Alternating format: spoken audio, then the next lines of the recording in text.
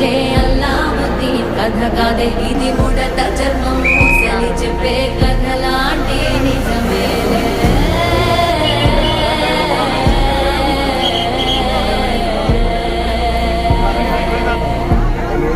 నిజమేలే